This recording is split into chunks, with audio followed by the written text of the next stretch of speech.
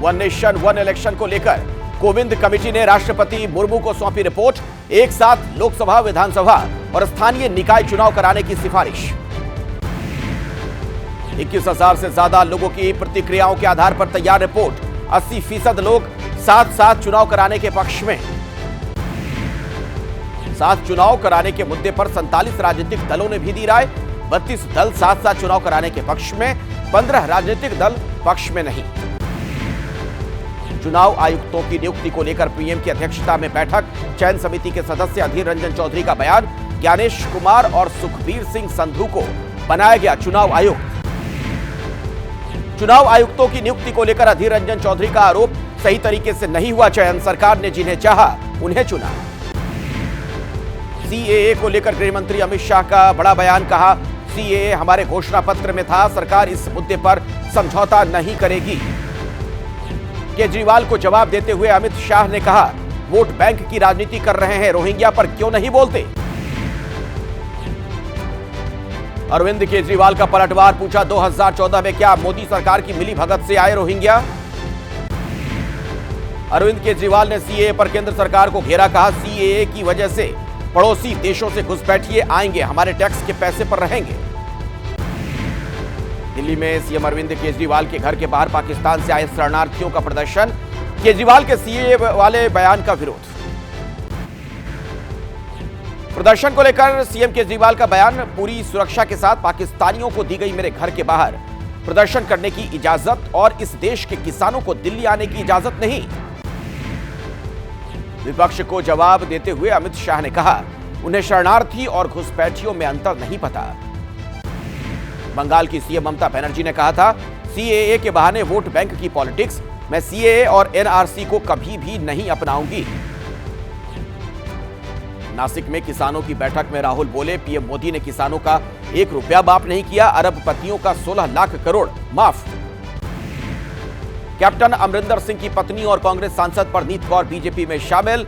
Patiala seat से BJP बना सकती है उम्मीदवार। एबीपी न्यूज सी वोटर के सर्वे पर बोले यूपी बीजेपी के अध्यक्ष भूपेंद्र चौधरी। कहा, योगी मोदी के काम से यूपी की 80 में से 80 सीटें जीतेंगे। एबीपी न्यूज सी वोटर के ओपिनियन पोल में यूपी में एनडीए को 80 में से 74 सीटें मिलने का अनुमान। इंडिया गठबंधन को महज 6 सीट और बीएसपी का खाता भी नहीं खुल रहा। लोकसभा चुनाव के ऐलान से पहले जनता के मूड का सबसे सटीक अनुमान ठीक 1 घंटे के बाद शुरू होगा। ABP news C voter opinion poll part 3। Punjab में लोकसभा चुनाव के लिए आपने 8 उम्मीदवारों का किया ऐलान। भगवंत मान के 5 मंत्री भी लड़ेंगे चुनाव। बिहार महागठबंधन में सीट बंटवारे पर फंसा पेच। कांग्रेस को 7 सीट देने को आरजेडी तैयार। 30 सीट पर आरजेडी ने पेश की है दावेदारी। 3 सीट लेफ्ट को देने का प्लान। वरिष्ठ नेता यशवंत सिन्हा को हजारीबाग सीट से टिकट दे सकती है कांग्रेस, सूत्रों के हवाले से खबर। दिल्ली के रामलीला मैदान में आज संयुक्त किसान मोर्चा की महापंचायत। एमएसपी को लेकर कानूनी गारंटी की मांग। बीजेपी के खिलाफ पोल खोलो अभियान चलाने का अभियान।